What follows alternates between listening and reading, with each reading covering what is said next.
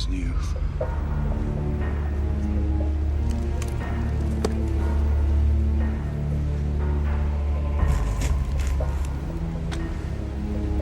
But I, being poor, I've only my dreams.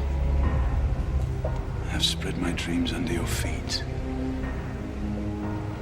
Tread softly, because you tread on my dreams. As the snake would say, don't tread on me.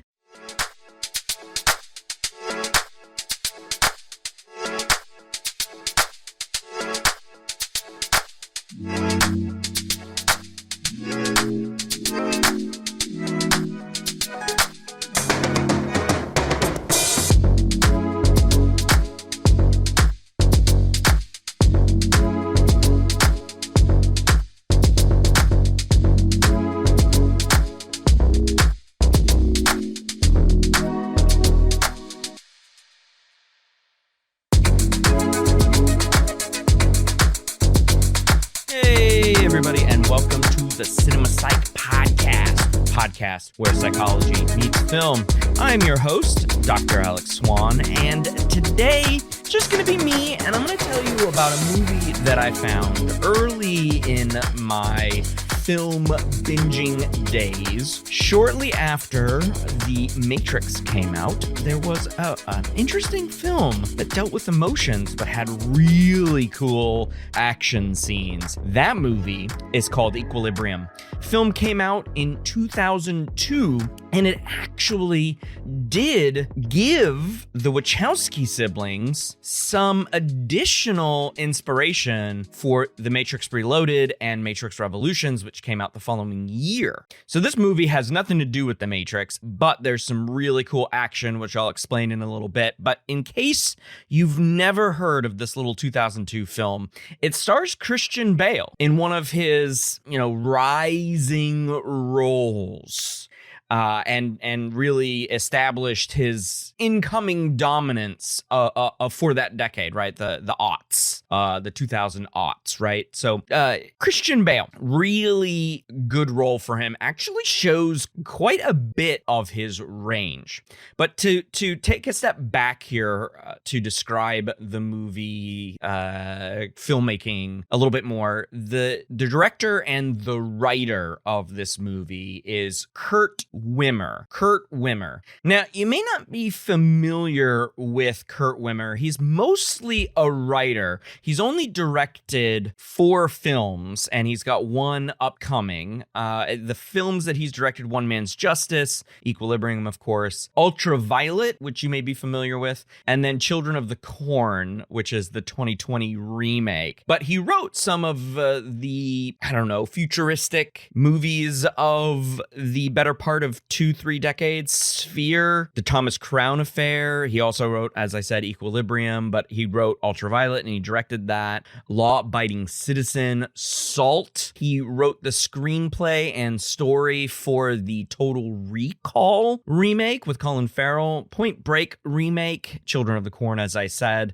The Misfits, which he wrote the screenplay for, came out a few years ago. He wrote the Expendables 4 screenplay, which out of all of the Expendable movies is the worst. They should have just stopped when they had the chance to, of course. And then The Beekeeper, which came out this year with Jason Statham. So, he's got some interesting credits to his name. So that's Kurt Wimmer. And I honestly think that the writer-director combo for Equilibrium, let's come back to that one, is probably his crowning achievement, at least in my opinion, as an auteur. I think this film really showcases what he's trying to do in film. As I said, the film stars Christian Bale. He plays a character named John Preston. I'll probably use those names interchangeably this episode. The beginning part of the film has another high-ranking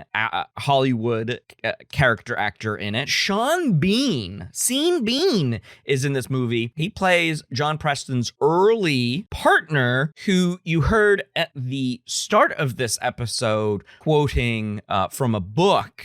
And of course, contractually, he must be killed early in the story. So yes, he is murdered at the beginning of the movie.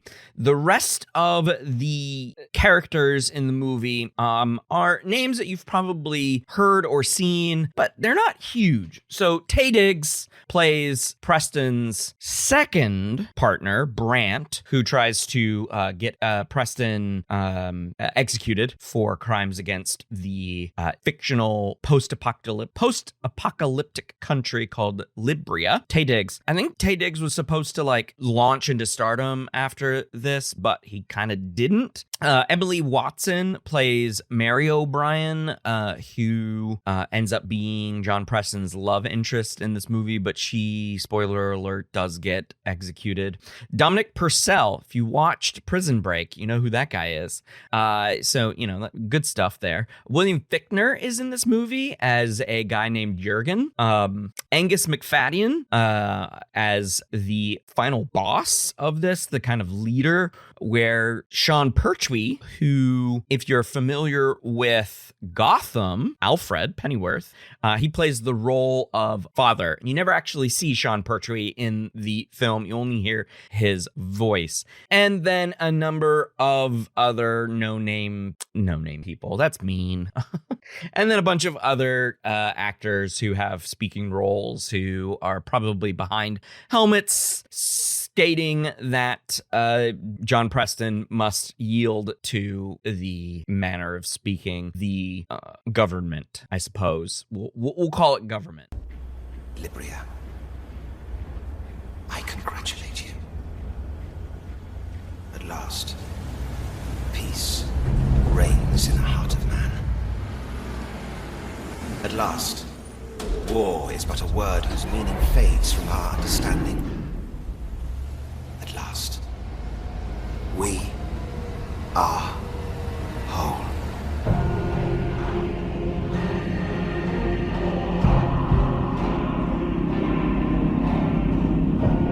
Librians, there is a disease in the heart of man. Its symptom is hate. Its symptom is anger. Its symptom is rage.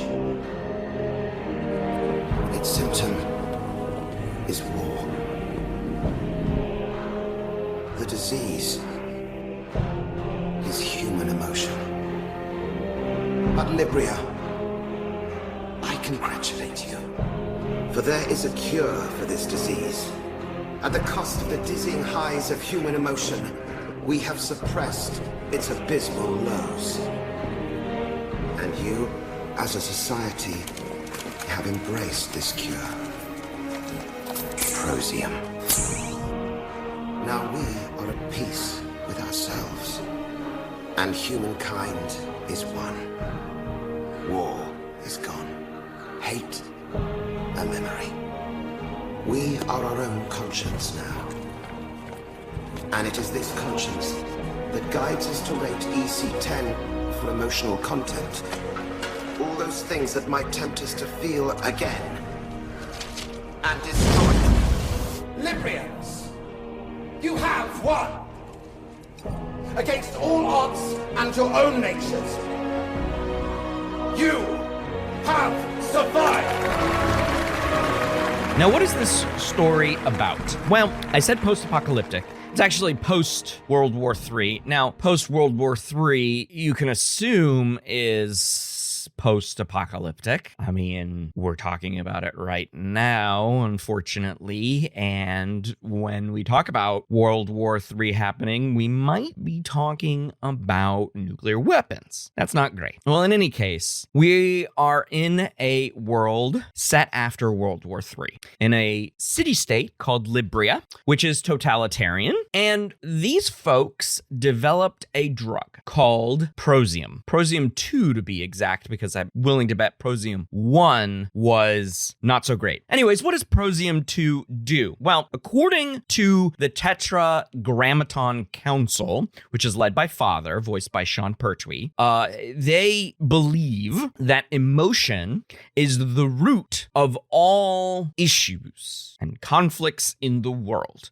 So what do? We get rid of them. And that's what Prozium 2 does. It in a certain manner of speaking, it's totally yada yada over. It's like, yeah, this is what the drug does. It is a emotion killer. It kills emotions. And of course, that's what this episode is going to be about. The use of emotion that is stopped by a drug and the conceit of emotion being the bad guy in decisions, in decision making, in rational decision making. So we'll definitely go through all of that, right? So of course, the population is under the thumb of the Tetragrammaton Council, and the Tetragrammaton Council has these grammaton clerics. These clerics go and look for sense offenders. Sense being a word used to describe emotions, but also culture. Culture is a big issue here, right? Because culture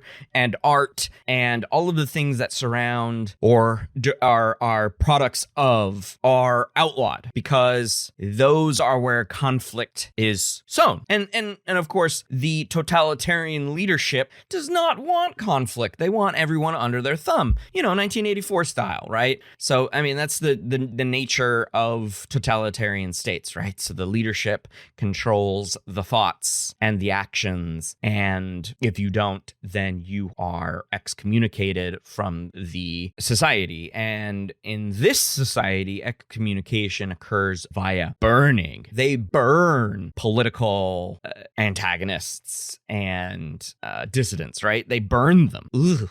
And so you got to get your daily injection of Prozium. It's rough.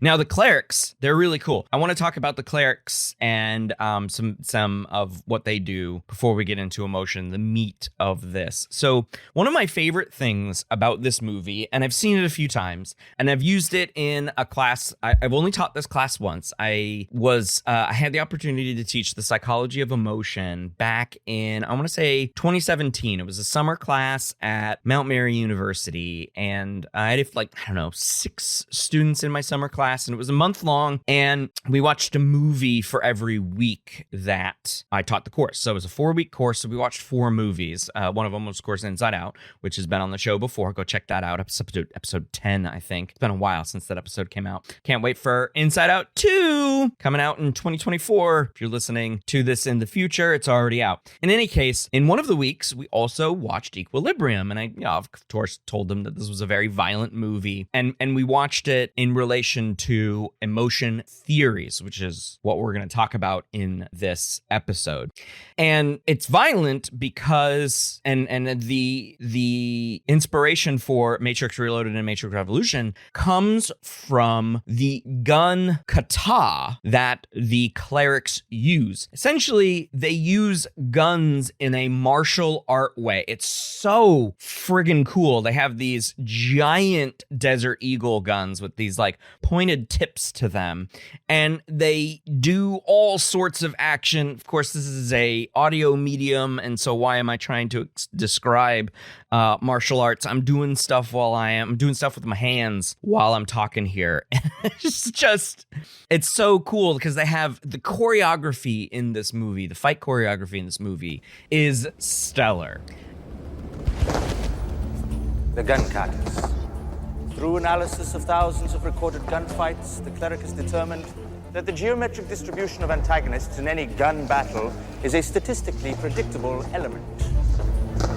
The gun carter treats the gun as a total weapon, each fluid position representing a maximum kill zone, inflicting maximum damage on the maximum number of opponents, while keeping the defender clear of the statistically traditional trajectories of return fire. By the rote mastery of this art, your firing efficiency will rise by no less than 120%. The difference of a 63% increase to lethal proficiency makes the master of the gun carters an adversary not to be taken lightly. And it's really sad that this movie got buried in 2002. A lot of 2002 was not necessarily regarded as one of the best years in cinema, but this movie did end up getting buried. And I don't think that was fair to Christian Bale, but it's considered a financial bomb. Didn't do so well in the box office. I think it does have a bit of a cult following, probably from people who just love the gunfighting in it, right? And I don't mean just like we're shooting at people. No, we're literally using firearms in a martial art way. It's wild. It's wild. But it's so fun. It's so fun. Of course, not saying, gunfighting is fun, but I mean, of course, this is all make-believe. So I doubt you can actually do the things in this movie in real life instead of just like somebody just pointing a gun at you and shooting, right? Because there's one particular scene where 2 shotguns are being pointed at Christian Bale's character, John Preston, and he like hits them so they spin on their vertical axis, and then he grabs their handles and pulls the trigger and essentially blows the brains out of the 2 guys that were holding it just because he hit them in such a way that they spun on their vertical axis, which guns don't typically spin on a vertical axis in gravity. They'll start to fall. I don't know if you've held a gun before, but they're heavy, and shotguns are heavy, right? So they're not going to spin on their vertical axis. They're not going to spin in a way that allows Christian Bale to like grab them in the way that they are. So the gun kata is amazing, or gun kata. I think it's kata. I'm not entirely sure, but it's quite fun. And then in addition to that, they actually use sword fighting as well. They use katanas in the movie as well. There's a great scene at the end where Brant Taye Diggs meets his end, and that is because Preston cleanly slices upward from his chin up to his forehead and just it slices his face completely off, slices his face totally off. And Taye Diggs turns his head to the side to the camera in profile, and the front of his face just falls off. Of course, that's quite the ending to that character, but oh boy, it's fun. It's fun. The movie asks some interesting questions about emotion, about culture. Sean Bean has a really good quote in the beginning of the movie that instigates John Preston's character arc and his growth in the movie. Why are you alive?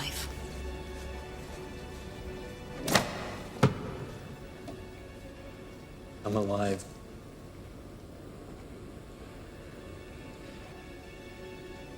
I live to safeguard the continuity of this great society, to serve Libria.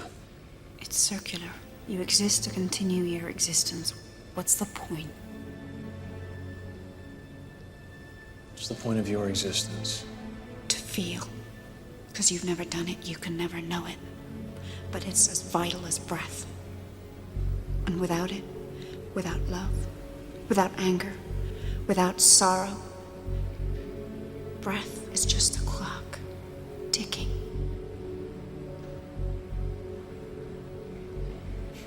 Then I have no choice but to remand you to the Palace of Justice for processing.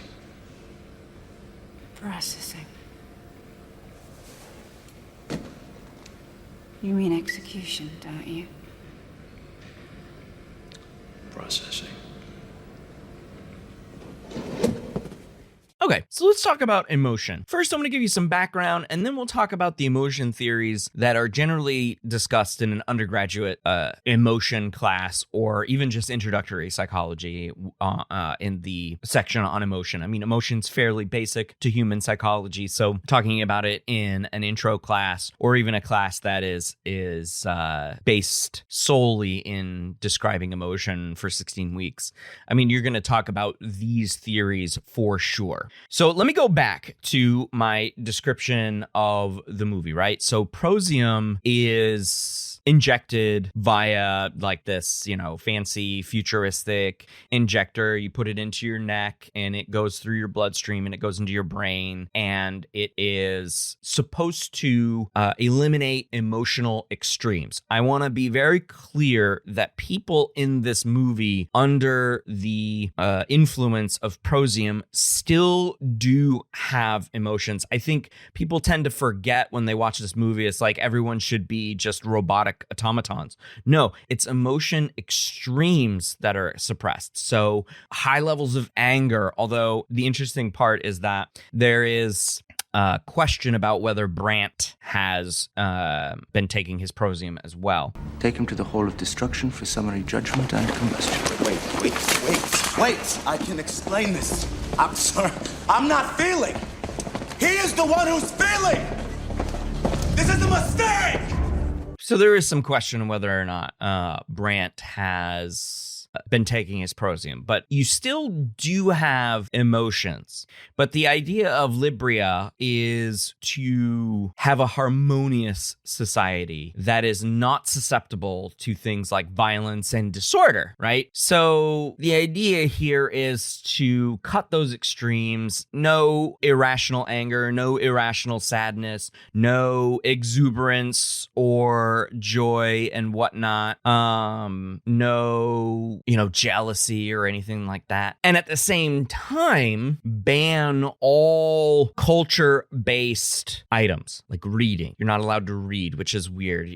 I guess you can read, but no poetry, no fiction, no anything like that. And so that's why Sean Bean's character is killed, is because he and John Preston are investigating some sex offenders, and they are reading. They have books, and Sean Bean's character steals a book and then ends up going outside of city limits to read it. And outside of city limits is all, dungy and gross and yucky. And so he's, but he can read this book in peace, except he is followed by Preston, and Preston ends up killing him, but leaves a mind worm. Just an idea, an inception idea, right? Kind of like the dreams in Inception, right? Leaves a nugget of an idea in Preston's head. Okay.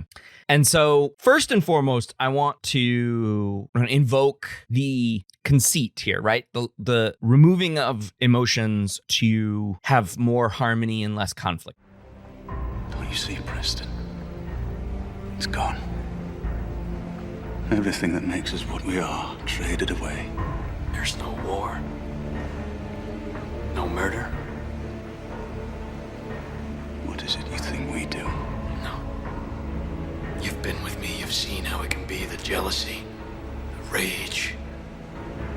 A heavy cost. I paid gladly. Yeah, everyone in psychology who is a psychology professional agrees that you cannot have psychology without emotion. You cannot have decisions without emotions. Emotions are integral to the human experience. So contemporary psychology argues that if you suppress emotions, it's going to have an adverse effect on your overall mental health, right? Stress, anxiety, depression, these big uns, anxiety and depression being the big uns, right? So you shouldn't do this kind of thing. And yet this fictional city state is like, yeah, no, this is why wars happen. And it's like, are you sure this is why wars happen? Because I have a feeling there are other reasons why wars happen. I don't know, water, food, religion, these kinds of things. It's not so much emotions. Maybe emotions play a role in instigating the decisions to go to war, but I don't necessarily think that emotions were the cause of it, right? So the idea here is that contemporary psychology, suppression of emotion leads to issues. Of course, you get what happens in this movie.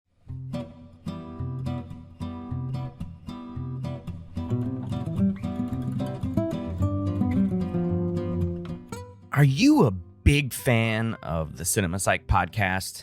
A connoisseur of the compelling stories and intriguing insights that we have on this show? Well, show your love in style with our premium podcast merchandise. Yeah, that's right. I've updated the podcast store from ultra comfy hoodies, perfect for cozy podcast binges, to sleek coffee mugs that add a dash of personality to your morning routine.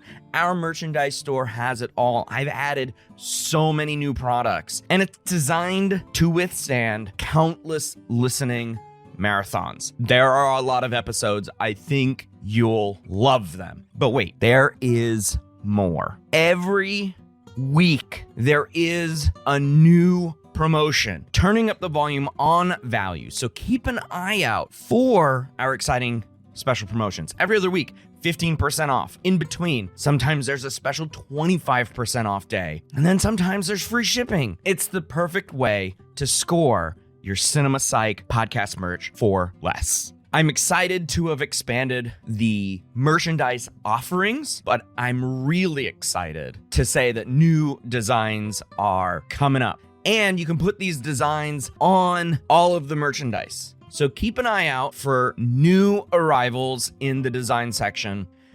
So don't just listen, wear it, flaunt it, live it. Visit our merchandise store at cinemapsychpod.swanpsych.com/store to shop your love for the Cinema Psych podcast today. Remember, every purchase goes directly to supporting this show. And of course, thanks for listening to this show. I love doing it. Now let's get back into it.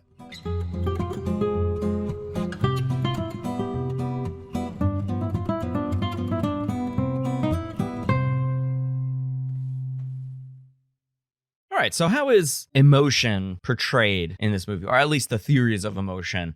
I want to take the big three that I talk about in my classes, whether that's intro or this psychology of emotion class. I want to talk about the big three. The big three are the James Longuet theory of emotion, the Cannon-Bard theory of emotion, and the Schachter and Singer, or the two-factor theory of emotion. I want to talk about those and then their portrayal in the movie. And then we'll talk about the accuracy at the end of this episode. How well did Equilibrium do for all three?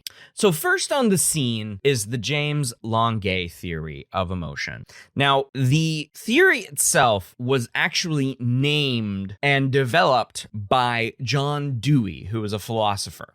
And he named it for two important early psychologists at the end of the 19th century and into the 20th century. Both William James and Carl Longuet developed the idea surrounding their theories of emotion separately. And so John Dewey came and combined the two, and then at the beginning of the 20th century. So the idea is that the James Longuet theory suggests that emotions are the result of physical and physiological reactions to external stimuli that is in the environment. So, for example, John Dewey would suggest that James and Longuet theorized that we feel sad because we cry, because crying is the external stimuli. Our eyes get wet, we have tears, we're hyperventilating in a stochastic way, and so we make the assumption that we are crying because we are sad. And then on the other hand, we feel happy because we smile. Smile is the external stimuli, external to, we can look in a mirror, or somebody could be like, oh, you're smiling. Smile is external to our internal thinking, right? What's happening in our consciousness. And so we go, oh, I'm smiling, I must be happy. Now, in both of those examples, you can probably get that, well, can't you cry because you're happy? And can't you smile even though you hate the guts of the person that you're smiling at? And the answer is yes. That's the main criticism for this theory, right? So the idea is that our bodies, through physical and physiological reactions, get us going, and then we ascribe an emotion word to that bodily response. But emotions are physiological responses, and the words are just there to give an interpretation to the physiological response. So the idea is that the physiology precedes the emotion word. Okay, everybody with me there? So how does this end up happening in Equilibrium? Well, the film inverts the theory by suggesting that if you suppress physiological responses via the Prozium, you can prevent emotions, or at least emotions extremes. So the idea here is that if Prozium is preventing the physical manifestations of emotions via, physiological, nootropic, psychoactive substances, that the emotions themselves cannot occur.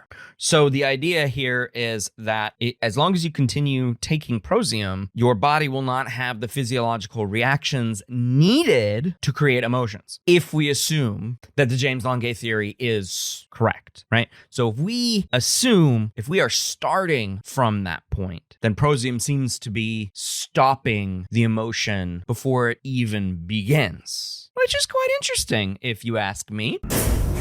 Without love, breath is just a clock, ticking.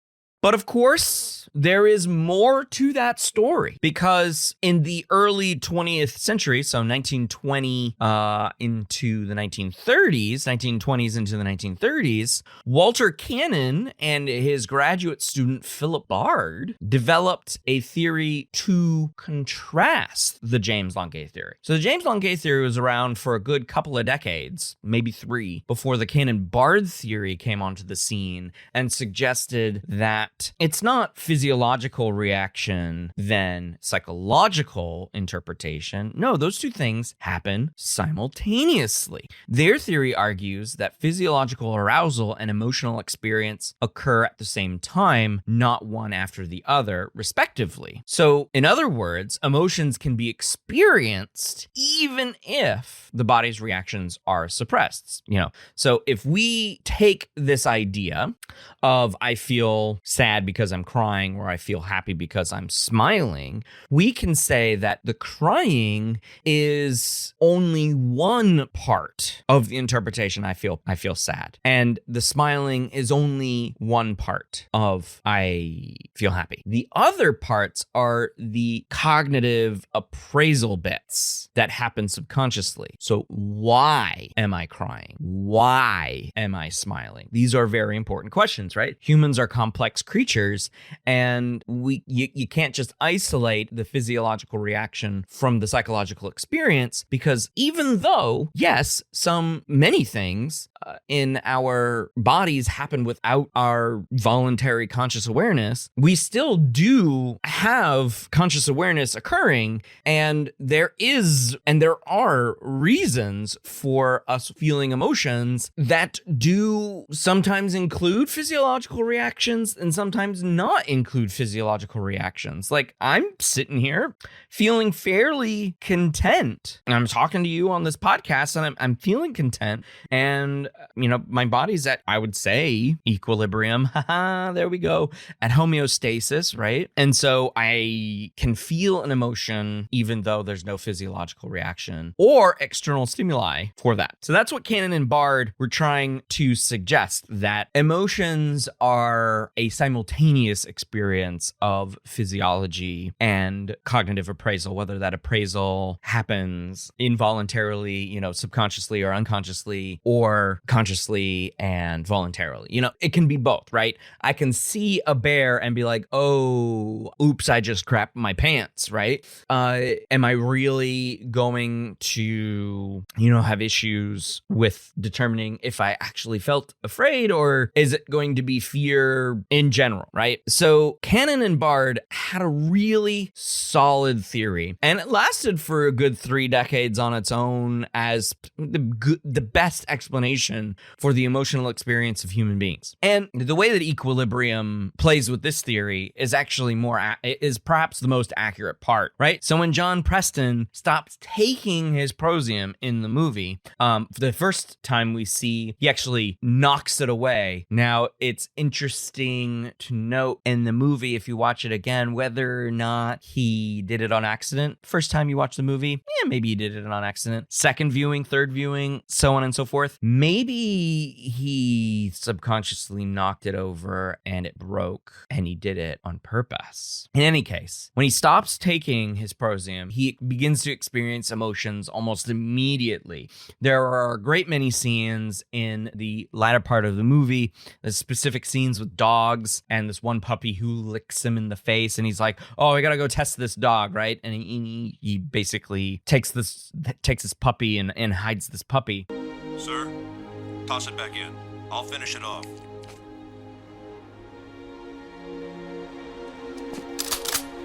Give it to me, sir. Give it to him, Cleric. He'll finish it.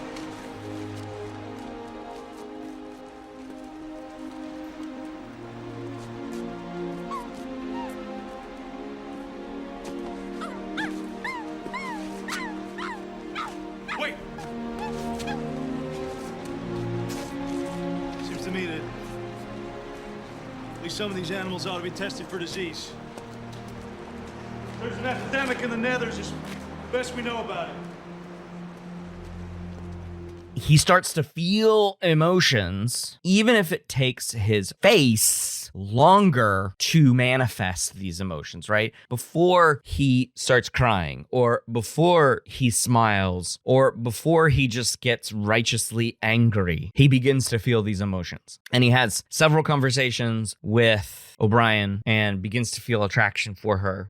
And so Cannon and Bard would say, well, yeah, he doesn't need the physiological reactions to understand why he feels a certain way, because they happen simultaneously. This suggests that emotional experiences are not solely dependent on external stimuli or facial expressions or whatever your body's doing, right? Emotions happen regardless of those things, is what they would say. Now, my third theory that I talk about is the two-factor theory in my classes. Of course, I do want to mention to everyone who's screaming at their podcast provider right now, their phone or their TV or whatever, that there are more than 3 theories of emotion, Alex, and you are correct. There are more than 3 theories. These are the 3 big ones, though, and that's why I talk about them. They have their criticisms. This next one that I'm going to talk about was put on the scene in 1962. I mean, that's a long time ago, right? That's 62 years ago. Wow, 1962 and 62 years ago. Yeah, 62 years old, right? So there are, of course, far more theories of emotion that exist now in psychology 62 years later. So don't worry about it. I'm okay. But all of the new theories are based on these 3, right? These 3 are if it's 62 and the other ones are older, the grandfather, the great-grandfather, and the great-great-grandfather of emotion theory and psychology. So let me have this, and I'd love to hear from you regarding new theories of emotion and how they play out in Equilibrium. But of course, we want to focus on what you can use this movie for in psychology, right? So what concepts are really strong, and then that is these 3 big theories. And that's what I did in my class back in 2017. When we watched this movie, I wanted to hit home these 3 theories, and I wanted my students in their reflections that week to hit these points in this movie. And I was going to go back and I was going to go go look at their responses, but they wrote them on paper at the end of the period, right? Because it was a summer class, so we on every Friday or Thursday or whatever it was, they wrote their reflections on a piece of paper. They didn't type them out. After we watched the movie, they went and did that, and then the rest is history. So I actually don't have those anymore, which is unfortunate. But in any case, this third theory is sometimes referred to as the Schachter and Singer theory or the two-factor theory. And the idea is in Schachter and Singer's paper in 1962, and I'll describe the experiment because it makes me happy to describe this experiment. They posit in their paper that the body gets some kind of arousal when emotions are experienced. Whatever those emotions are, there is going to be some arousal. Arousal tends to be diffuse. What I mean by that is arousal is pretty much the same regardless of the situation that arousal occurs in. You may be familiar with the fight or flight response. That's the kind of arousal that I'm talking about here, right? The kind of bodily functions that occur in fight or flight mode. This is what we refer to in class as the sympathetic nervous system response or sympathetic activation. This has physiological hallmarks of dilated pupils, sweaty palms, sweat everywhere basically, increased heart rate, increased respiration rate, a discontinuity of digestion, elimination, both front and back, increased muscle response, all of these kinds of things, right? Getting your body ready to run away or getting the resources necessary to fight. There's a lot of other metabolic things that happen, right? So there's stress hormones that come out like epinephrine. Epinephrine does all of these physiological changes.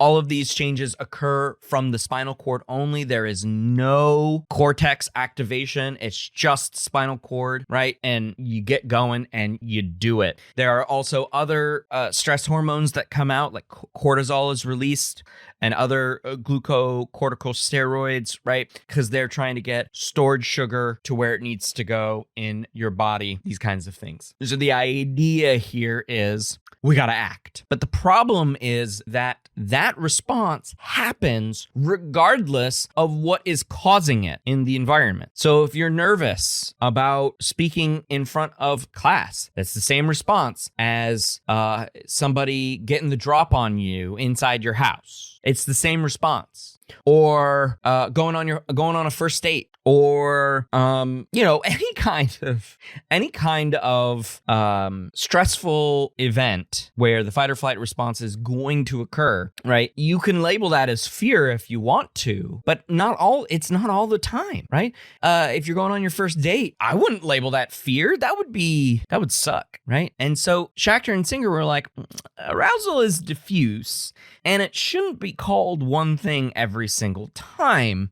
And I used the word label just a few seconds ago, and that's because they suggest that context, following Cannon-Bard, in the cognitive appraisal piece, context is truly, truly important here.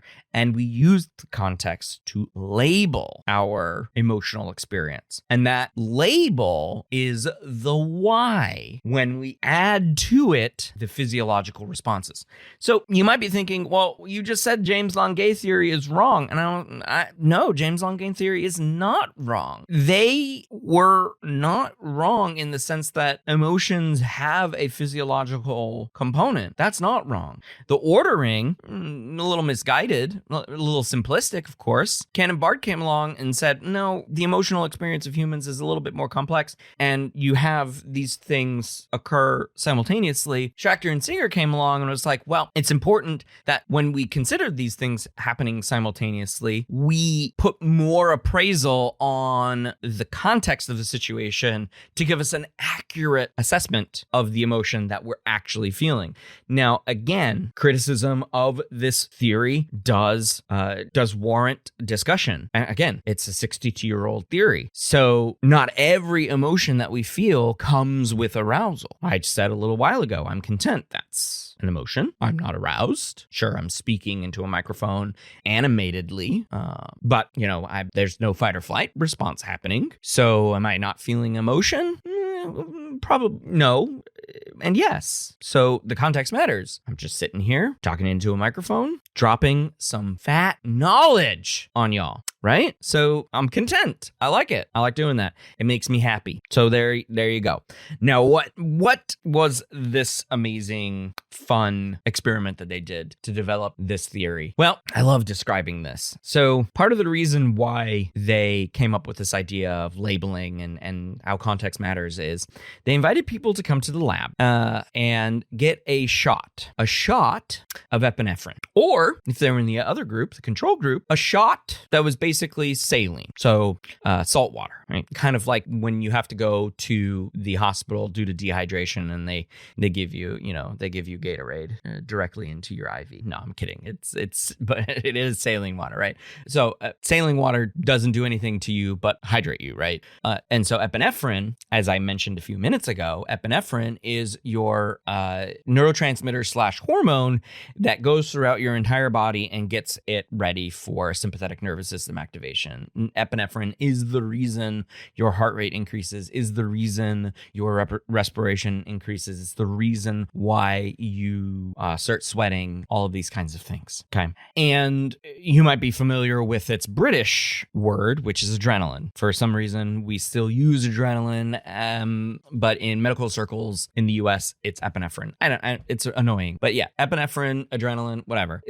People came to the lab and they either got injected with epinephrine or they got injected with saline. So they get injected. So the participants get injected and they go and sit in a room. And they're told there's another person in that room who just got injected with something, with the same thing, and they were going to be the two of the people were going to be monitored for any kind of reaction, right? Before the real, quote unquote, real experiment was to begin. And really, the real experiment was them being watched during this waiting period, rather than the questionnaires that they filled out afterward, which the participants were told that was it. Now, this other person in the room was what researchers call a Confederate. No, it has nothing to do with the secession of the states that started the U.S. Civil War. Absolutely not. These Confederates are people that are hired by the researchers to pretend to be a participant in the study, but are in fact playing a role. So they're kind of like actors. I don't know why we call them Confederates. Maybe I'm curious what the etymology use of the word Confederate is in research purposes. But in any case, they're an actor. They're a paid actor. They play a role. And in one group, the actor was told to portray someone who was euphoric and extremely euphoric, happy, excited, gregarious, all of these kinds of things that are I want to say, antithesis to the side effect sheet that the participants got, right? So that is to say that they were going to be acting in the opposite way that participants were told on the side effect sheet, but what epinephrine would actually do.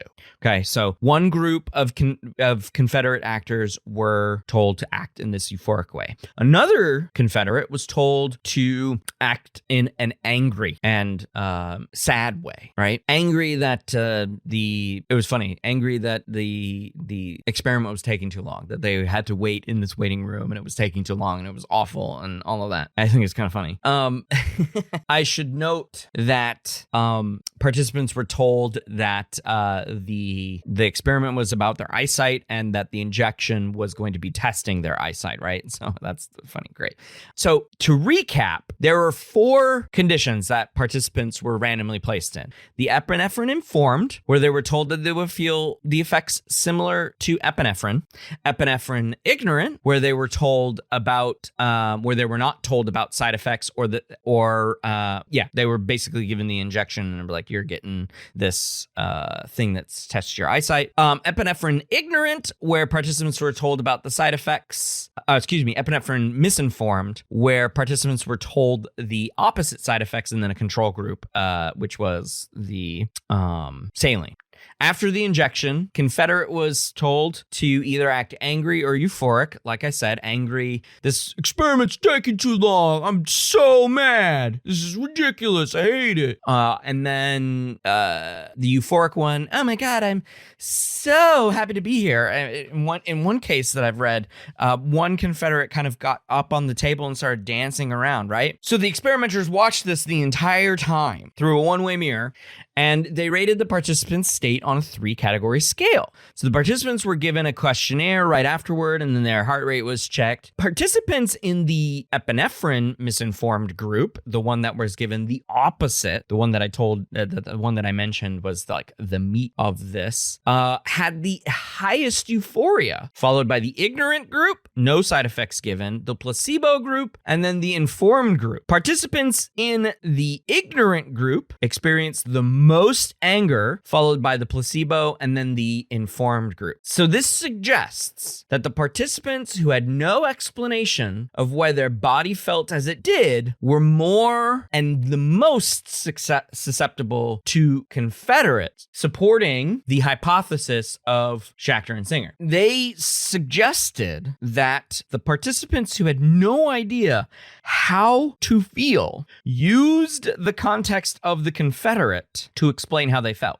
That is to say that because arousal is diffuse, so too are our labeling, our appraisal of those emotions, okay? So that is to say that sometimes we got to look around at what's going on, right? So if you walk into a room and everyone's going like, oh my God, this is amazing, and you're like, oh my God, why are we so happy? We look to the context, and then somebody tells us, oh my God, Joanna just had a baby. And we're like, oh, that's amazing. Yeah, now I know why I'm happy. Hooray. Right? So that's the kind of thing. We have to figure out what's going on around us sometimes to figure out why we are aroused. And it was played about 10 years later. This was played up in another fun emotion experiment that I like talking about, which is the Dutton and Aaron 1974 bridge study and the excitation transference hypothesis or theory, or excitation activation. The idea is that because arousal is diffuse, sometimes arousal of fear can be mistaken as sexual arousal / attraction, and this can lead to different decision making. They used the Capistrano Bridge in British Columbia, which is a suspension rope bridge across a gorge. It sways, it moves. It's a very cool. Never been on it, but I've seen pictures of it. It's a long distance to walk on a non-sturdy bridge, and sometimes, people don't like that. I ask my students all the time, would you walk out on this bridge? And I would say about a third of them raise their hands. The rest of them are like, absolutely not, especially if it's that high above the gorge or valley or whatever you want to call it. Canyon. I don't know. Something like that. And so what about the movie Equilibrium? Yeah, the movie Equilibrium. That's what we're talking about here, right? So the film doesn't do a ton of Schachter and Singer exploration, but if we say that he stops taking Prozium, okay, and he experiences physiological changes like sweating and heart rate, well, why? I'll go back to the dog, for example, okay? So there's a scene where he gets stopped by some police, and they want to check his vehicle. In the trunk of the vehicle is the puppy that he took, that he was going to steal and keep safe. And he keeps telling the lieutenant in charge, like, you don't want, I'm a cleric, you don't know what you're doing, you need to stop what you're doing, blah, blah, blah, these kinds of things, right? And the scene quickly picks up the pace, and you can actually kind of see John Preston in this moment getting more and more agitated that these officers aren't listening to him because he's about to get found out, of course.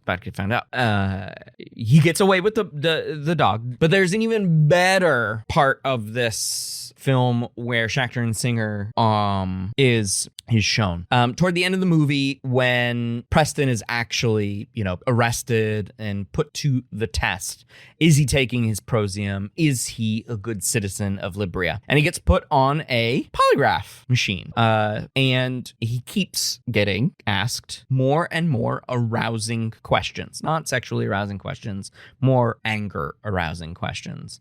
Because at this point, John Preston knows that this Prozium thing is complete BS and this whole thing is a lie. The father isn't real, and it's just, a bunch of goons and thugs who are running this government to keep power and order in this society at the expense of the full experience of humanity, which includes emotions, right? Rationality and emotions are not necessarily antagonistic concepts to one another, right? Inside our brains. So he's connected to this polygraph machine, and it starts getting the needles keep moving more and more, right? Toward the end of this questioning, where John Preston basically just kind of summons his anger, and the polygraph machine is like going back and forth, huge strokes. And the polygraph tech is like, oh no, because he knows that as soon as the polygraph needles stop moving, that John Preston has taken that arousal and put it into a calmness, for example. And he's about ready to whoop some booty, take names and kick ass. Preston, Brandt's job was simple. To make you feel like you'd won. To make you feel safe. For years, I tried to infiltrate an agent into the underground. Until it hit me. In order to pass undetected into their midst. In order to be trusted by them, my provocateur would have to think like them. And would have to feel like them. But where to find such a man? A man with a capacity to feel who didn't yet know it. But we've never met. No?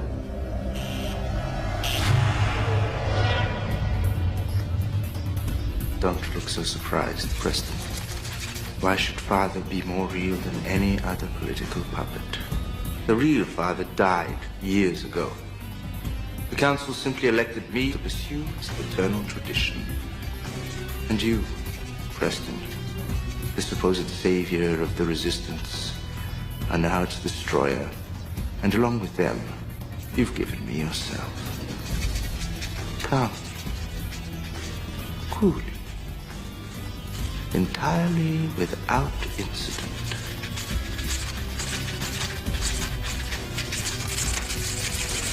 No. Oh. Shit.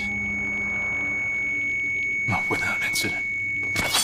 But earlier in the movie, he doesn't know why he's crying. He doesn't know what he's feeling. He's disoriented. He kind of looks around. That's why the puppy one is interesting, because in the scene before he gets stopped for having the puppy in his trunk, the puppy looks him in the face, and he doesn't know how to feel about the puppy looking him in the face. And it's quite interesting. So that's how the film portrays Schachter and Singer. John Preston needs to figure out what's going on in order to know what he's feeling. So this interpretation is essential for our emotional appraisal. Of course it is. Sometimes context matters, even when emotions are suppressed. Okay, because remember, Prozium only suppresses emotions. It doesn't rid the body of emotions, it suppresses them. So what about the contemporary view? Well, I've been mentioning it throughout the discussion of the big three theories here. The contemporary view is that emotions are integral to rational thought because they provide critical information emotion that gets ingrained into our decision making, our memories, and our interpersonal interactions, right? So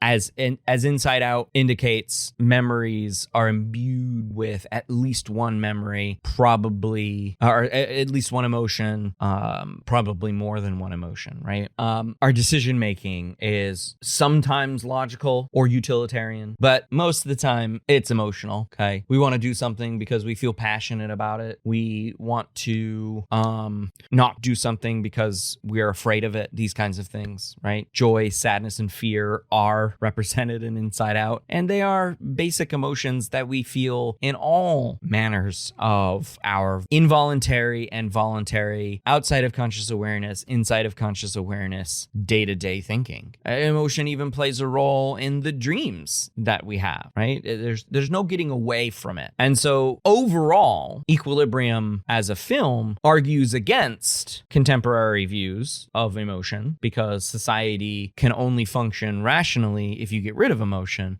But of course, throughout the progression of the film and the plot, it's like, wait a minute. No, John Preston begins to operate more ethically when his emotions return. He wants to prevent O'Brien from being executed. He wants to save the puppy. He wants to harm the people that are doing this harm to other people. He wants to save Libria from this totalitarian state because he comes to the realization, using Sean Bean's character as motivation, that emotions are crucial and critical for making moral decisions, but also making complex decisions. Emotions are necessary for those two things. Now, your definition of morality might be different from John Preston's idea of morality, but be that as it may, it is moral. It is ethical, what he does at the end of the movie.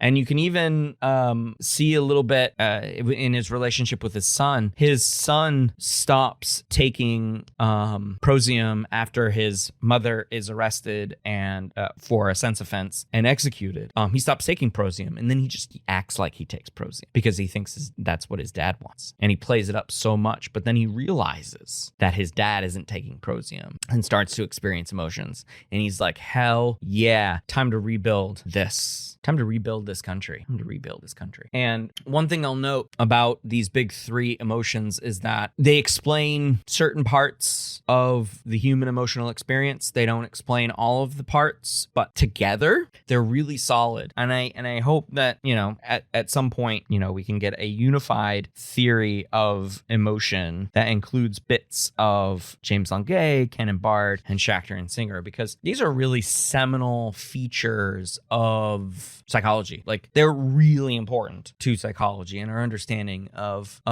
humans, right? It's almost like behaviorism is the basis for Libria and Prozium, right? So using either classical or operant conditioning to make a harmonious society, a la Skinner's Walden 2, right? That you can create a society built on operant conditioning and radical behaviorism that functions really well without the need for emotion. And that's what Libria does, right? A strict moral code that is devoid of any personal feeling, cultural experience, art, drama, music even. Seems more aligned with how John Watson thought about society, but also quite a bit of behaviorism, that you do these things and you'll be fine. It's a boring world, but it's a harmonious world. That sounds awful, honestly. That sounds awful.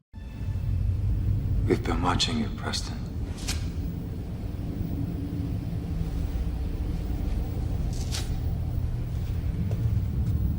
You're Jurgen. We're feeling.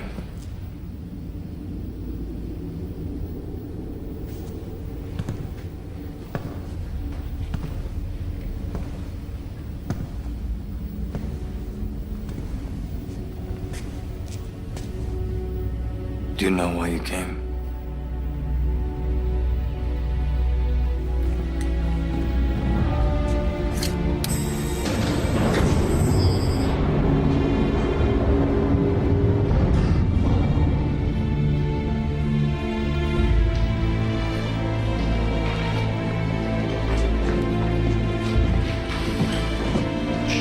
Welcome to the underground.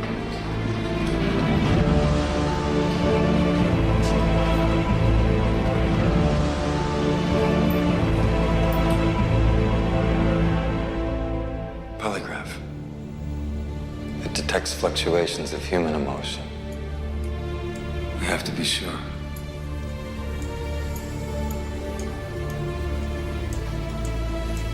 Mary.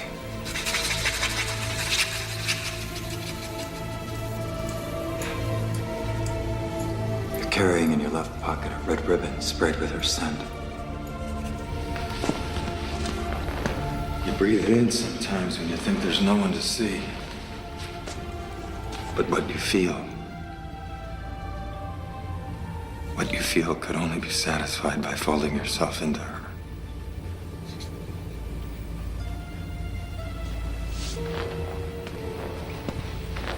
She's scheduled for combustion. Tomorrow.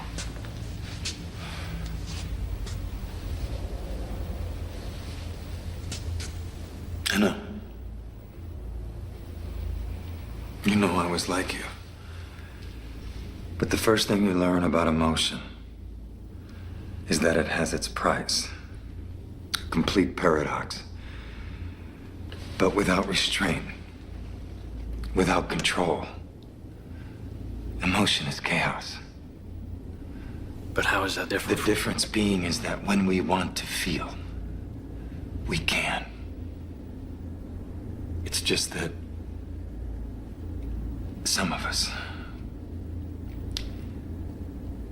have to forego that luxury so that the rest can have it.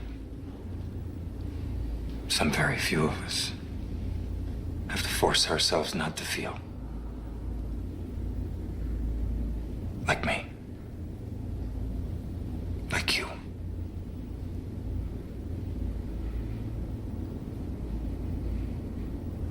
What can I do? You can kill Father.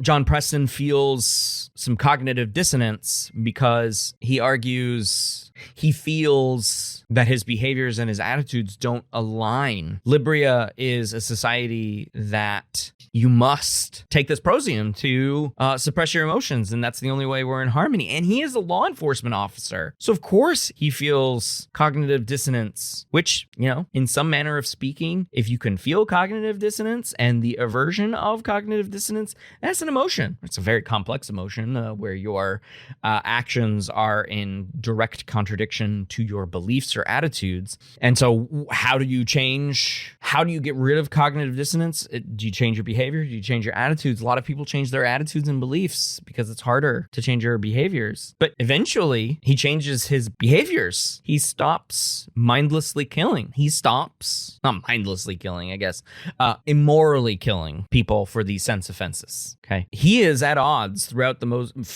majority of the movie. I mean, he kills Sean Bean in what I would call cold blood because Sean Bean is like, I'm going to read this thing and I don't care who knows it. I'm going to read it and I don't care if you're going to kill me. And he kills him through the book. Like the bullet goes through the book right into his head. So of course there's some cognitive dissonance in this movie. It's actually a good example of cognitive dissonance.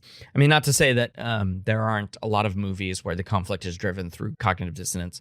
The conflict in Equilibrium is essential to the conflict of the story, right? So shout out to Leon Festinger and cognitive dissonance theory, which takes shape in this movie. Okay, so how accurate is the portrayal of emotion and emotional experience? I think the previous segment indicates that there is a good set of accurate portrayals of emotion theories, emotion, the dissonance of doing immoral acts in the name of emotion suppression. I think there's a good quantity of accuracy. And the philosophy that Libria purports for its citizenry does find itself in history. Plato and his fellow Stoics believed that reason and logic should dominate emotion. And of course, his student Aristotle developed the rules surrounding deduction and other logical rules, right? So reason should dominate emotion, which of course is what Libria suggests, right? So we're starting with Stoicism right at the top, okay? Of course, Stoicism as a philosophical treatment, not well regarded beyond the time period from which it came, and because we know now now that even though bad things happen from too much emotion, good things happen from too much emotion too. They are intertwined. Emotion and reason are intertwined. You cannot separate the two, right? And healthy development for children, it requires an exploration, an interpretation of emotion, right? They look through observational learning. They look to their models for how they should feel in certain experiences. Things that might make a parent afraid will make a child afraid, right? So through all sorts of development, we experience emotions at the same time as reason. So in the movie, suppressing one of those makes for poor decision making. It's control through and through. Absolutely. You make your citizenry and your society follow these rules. You have the better chance of controlling them. And if you are removing a wild card of emotion, then society becomes more predictable, and a predictable society is a society that you can control. Now, of course, because John Preston is trained in this gun kata, and he's just really amazing, and he's smart, he's good, right? He's a cleric. These are the best of the best. Add emotion to that, he becomes unpredictable. And when he starts doing things that are unpredictable, the bad guys in the movie, the villains, the leaders of the society don't know how to handle it. They think they have one up. And of course, John Preston's in a room full of people with guns, and yet none of them can shoot him because they don't know how to react. Their emotions are suppressed. They don't know how to react. John Preston leverages emotions to get him going. Arousal. He becomes better at the things that he does. I would say he gets better with his gun kata later in the movie than he does earlier in the movie, in the first action scene with Sean Bean. It's a really cool fight scene, by the way. It's in the dark, lights out, right? The whole thing is supposed to be in the dark, and the flashes of the muzzle is what light up the scene, right? But he gets better as time goes on because his body is reacting to this greater amount of emotion. So I think as far as the movie goes in the accuracy of Stoicism versus contemporary views, it's solid. It's solid. It's showing that Stoicism, while an interesting thought experiment, is not necessarily good or useful for the human experience. And I'm pivoting here just slightly to ethics and morality. The idea here that you can have a more moral society or a more ethical society by reducing emotions is just flat out wrong, right? Because emotions are viewed by Libria and the totalitarian government as the root of all conflict and evil. But no. That's money. That's money. That's resources, right? I use money broadly here, right? The idea from, the Bible, right? The money is the root of all evil, that quote from Christianity, it is not necessarily accurate, is more accurate than saying emotion is, right? Jesus in the parable of the temple and the people like selling in the temple, he's where he's saying money is the root of all evil. I might be conflating that. My apologies if I am. And he goes in real angry, and he starts flipping tables and yelling at people and saying what they're doing is disgraceful and all of that stuff, right? In that particular story in the gospel, right? He's not suggesting that his anger is bad. He's suggesting that their unfettered capitalism inside a holy place is bad. I would imagine that most Christians, if not all Christians, would argue that Jesus took the moral high ground in the story of the merchants in the temple. Emotion was a big part of that, right? And I want to suggest that even beyond that religious parable, that regular emotions that we all feel, like empathy, guilt, and remorse, in our interpersonal communication and interaction are critical for ethical behavior, right? Empathy. Maybe I shouldn't do this harmful thing to somebody else because it would suck if the tables were turned and the roles were flipped and they might want to do this harmful thing to me, right? That's ethics in and of itself. That's the idea that psychologists teach their students about research ethics. You can't do harmful things to people because you wouldn't want to feel those harmful things yourself. That's critical for society, right? If we don't know what other people are feeling, what other people are thinking, empathy, then we can't make ethical decisions. We can't be ethical. Guilt and shame are interesting emotions. They're very complex emotions, of course. Guilt and shame are like two sides of the same coin, right? They are negative emotions where guilt is felt from an external standpoint. Other things make you feel guilty or instigate the feeling of guilt, right? The old mother's guilt kind of thing. So I feel bad because I didn't do that thing for my mother and I should have, right? I ought to have. That's guilt. That's an external concept, idea that is making me feel bad. Whereas shame is an internalized feeling, right? I shouldn't kill an animal because I will feel bad. And it's shameful for me to do that. I think it's quite interesting in the Game of Thrones episode that the idea of shame. You know, Cersei is having to walk the streets of King's Landing naked, and they're saying shame at her.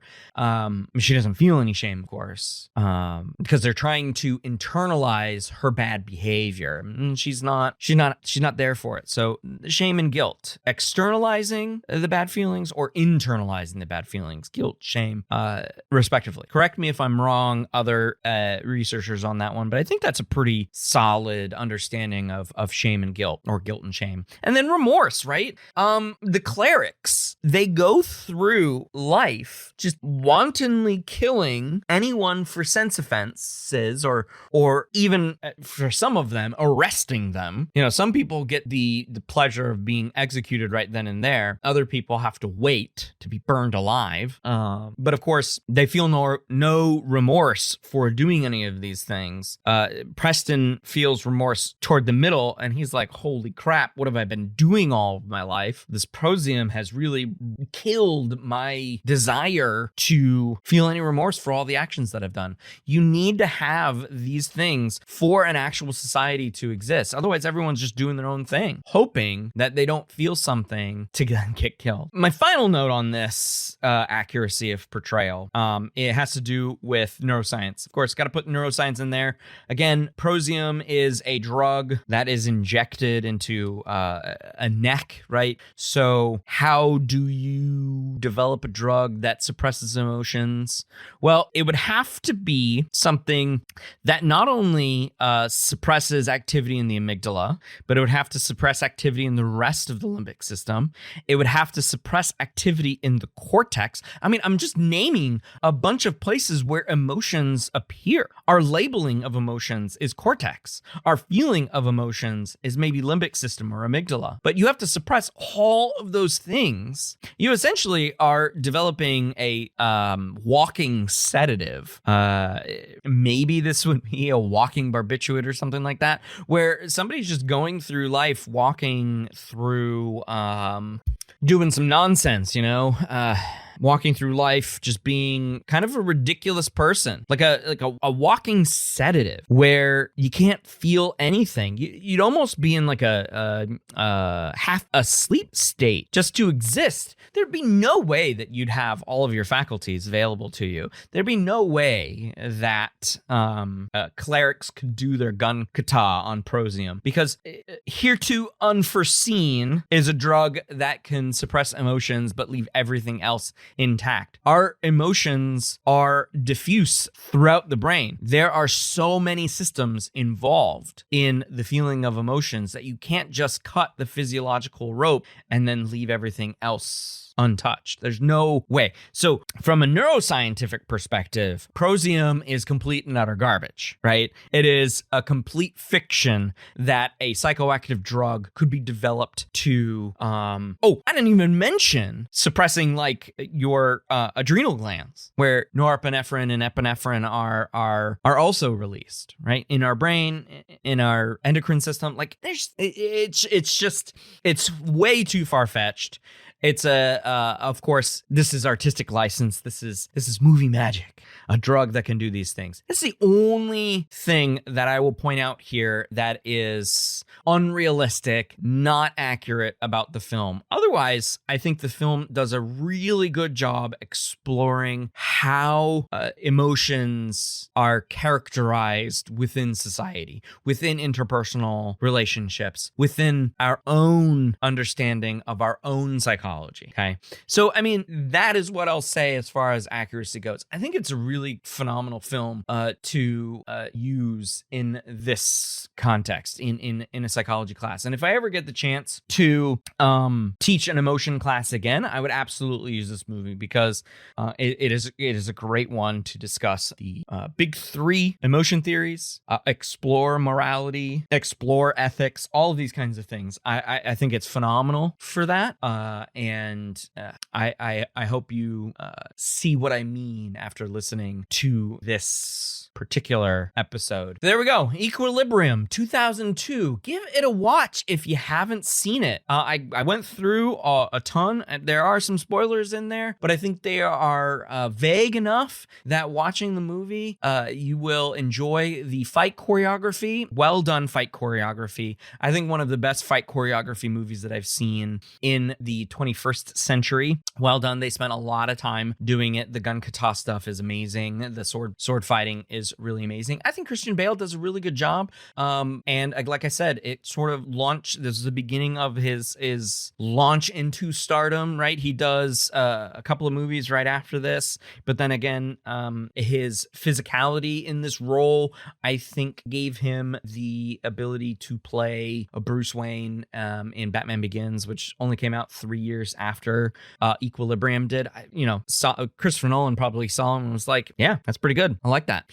So thanks for listening to this episode. Please leave your feedback anywhere you see this, listen to this podcast, ratings, comments, all sorts of things. I love hearing about it. And if you've listened all the way through the end here, I am always looking for new voices to be on the podcast. If you are a psychology enthusiast or educator, please drop me a line, send me a message on Facebook or Twitter or anywhere you get your podcasts, an email. That would be amazing. Please join me in discussing the best thing about humanity, which is cinema and psychology. I will go to the grave thinking that. And until the next episode, thanks for listening.